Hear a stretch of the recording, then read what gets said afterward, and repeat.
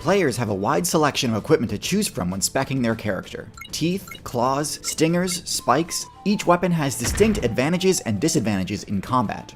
Herbivore players tend to favor highly intimidating equipment like horns and antlers. In the African meta, things are taken to the extreme, with builds like the elephant, rhino, and cape buffalo rocking some of the most threatening tusks and horns in the entire game. So you might be surprised to learn that one of the most successful builds in the African savanna is the zebra, a build with no obvious weaponry to speak of.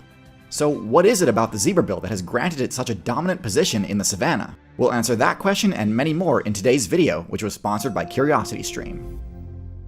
To answer that question, let's zoom out a bit and discuss the incredible stats and abilities of the entire equine faction, including zebras, horses, and donkeys. Let's begin with their stats. Right off the bat, it's plain to see that this is a highly mobility-centric build, with an above-average power stat to back it up. With slightly above-average intelligence and fairly poor defense, HP, and stealth stats, at first glance, you might think that these stats belong to a rush-down predator, something like a wolf or eagle, something that can overwhelm its target with speed and power, and either finish the attack before the defender has a chance to counterattack, or weave in and out of the defender's effective range, chipping away at it or tiring it out.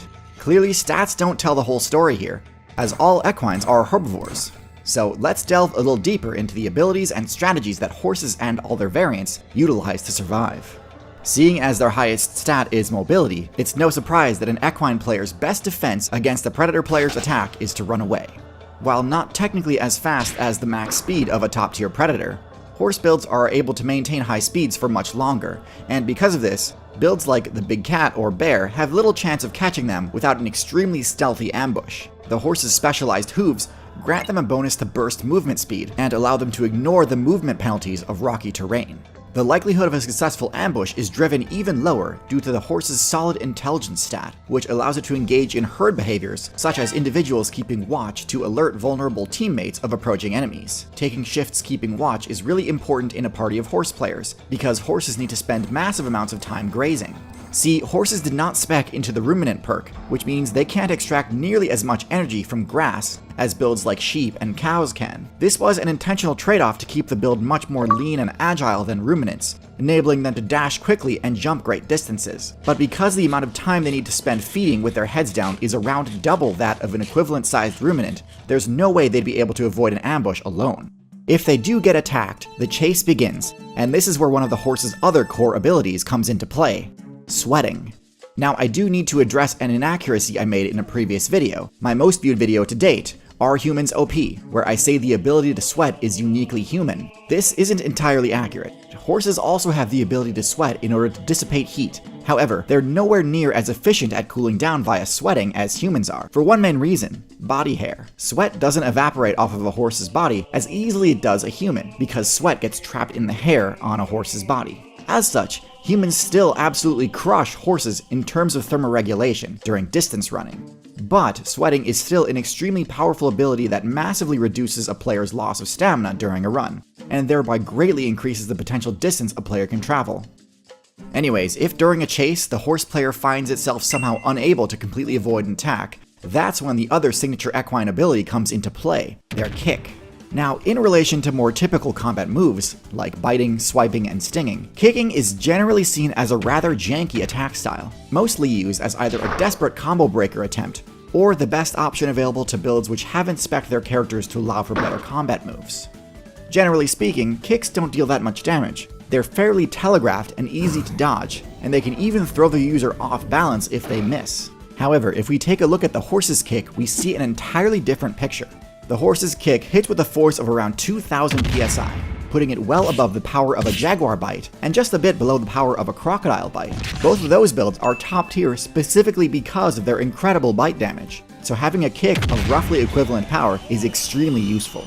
However, plenty of large builds have no issue dealing damage. Moose, elk, wildebeest, and other large ungulate builds can threaten insane damage if they connect with a charging slam. However, attacks like that are incredibly telegraphed, and most players have a decent amount of practice dodging them. In contrast, a horse's kick has incredible frame data, to the point where it's basically unreactable if you're within range, which I should add can be deceptively far. This makes approaching a defending equine player a lot more risky than most herbivore builds.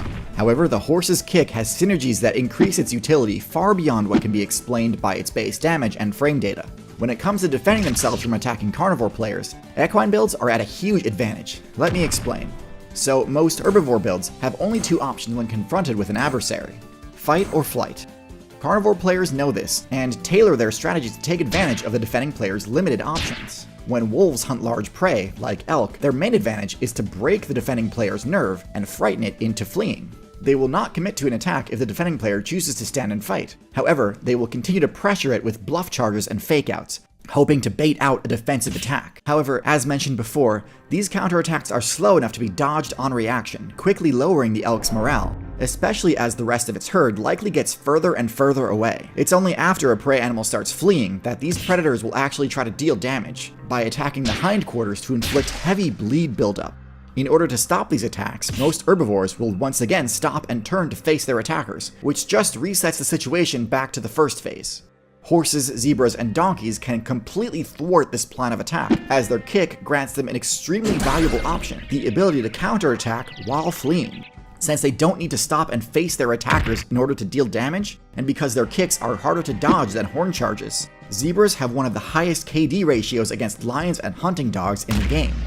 While it might not be as impressive and showy as having huge horns or antlers, there's no denying that this strategy is extremely effective at warding off attacks and escaping danger.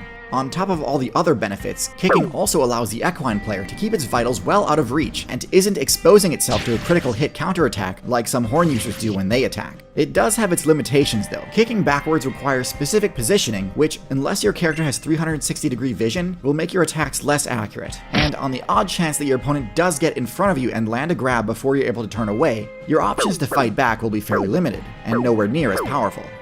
Now, I do want to mention that unlike many ruminant herbivores, which only have lower teeth, equine players do possess a full set of upper and lower teeth that are able to deliver quite powerful bites. So they aren't completely helpless when facing an enemy head-on. But nonetheless, the unidirectional nature of their strongest attack option does mean that some counterplay is available. Next, let's discuss the advantages and disadvantages of the different variants of the equine build. We'll start with the horse, the most well-known of the bunch. Horses undoubtedly have the best base stats of the group, with higher power and more HP being the most obvious things that scale with size. They've also got the fastest top speed. However, perhaps even more importantly, the horse's higher intelligence stat enables cross-species team strategies, which can lead to some incredibly broken combos. Zebras have a slightly lower base stat total, although this change isn't really enough to affect their playstyle. They're still perfectly capable of escaping attacks using their speed and endurance, and punishing overly aggressive enemies with a devastating kick. In addition to all this though, the zebra's unique stripe pattern grants it a few extra bonus perks. Because this pattern helps break up their outline and obscure their position, especially when grouped up, attacks against zebras incur a slight accuracy penalty. Surprisingly, this debuff even applies to insects, resulting in zebras taking significantly less damage from parasites than other similarly sized builds. In exchange though, the zebra's intelligence stat is a fair bit lower, to the point where zebras are unable to engage in the same team combos as horses. Donkeys are a bit of an outlier group, with the lowest power stat of the group. They have the highest intelligence stat, but tend to actually prefer solo play. They can be trained to become a useful party member, but they aren't naturally suited to this style of gameplay. And although they're quite capable of dishing out serious damage with their kicks, donkey mains also tend to favor the bite move in combat, a somewhat poorly optimized build in my opinion. It's no surprise that despite horses and zebras having quite solid matchups against both canid and felid opponents, donkeys end up experiencing a fair bit of difficulty, in part due to their smaller size, but also because maybe they just don't realize the potential power of a well-placed kick.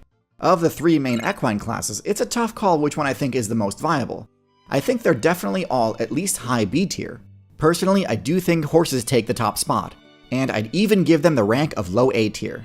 See, despite being originally from the North American server, horses have successfully established invasive populations all across the overworld, including places in Africa that even zebras have difficulty surviving in. This is the premise for the incredible documentary Stallions of the Namib Desert, which chronicles the descendants of a small group of horses abandoned by World War I soldiers a century ago. This documentary is available to watch right now on CuriosityStream, the sponsor of today's video. CuriosityStream is an amazing subscription streaming service with thousands of high-quality documentaries and non-fiction titles. In addition to Stallions of the Nama Desert, CuriosityStream also has a bunch of my personal favorite documentaries, including Out of the Cradle and Amazing Dino World. In addition, every new CuriosityStream member also gets access to Nebula, a streaming service made by and for creators like myself. I'm currently working hard putting together a brand new, fully 3D animated original Versus series. But in the meantime, I also recommend some of the originals made by fellow creators, such as the Modern Conflict series made by YouTuber Real Life Lore. It's especially relevant in today's meta. To get access to both of these awesome services for only $1.25 a month, head to curiositystream.com/tierzoo or click the link in the description. Thanks so much for watching, thanks especially to my patrons on Patreon, and until next time, good luck out there.